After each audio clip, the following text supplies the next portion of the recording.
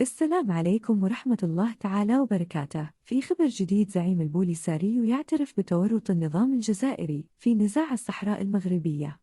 وقبل الدخول في تفاصيل الخبر، لا تنسى لايك للفيديو والاشتراك في القناة.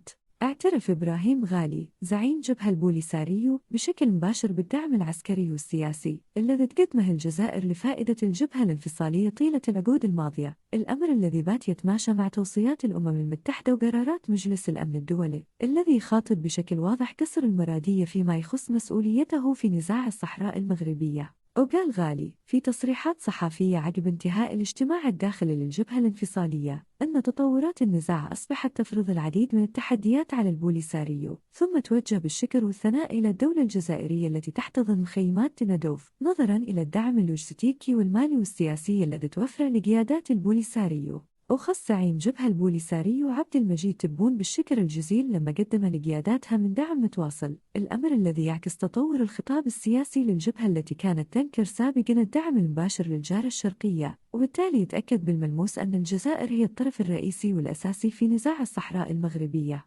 وأوضح التقرير أن الثقة ما زالت منعدمة بالمنطقة رغم الجهود الدولية، مشيراً إلى الجهود التي بذلها المبعوث الشخصي للأمين العام للأمم المتحدة إلى الصحراء لتقريب وجهات النظر بين أطراف النزاع، المغرب، الجزائر والبوليساريو.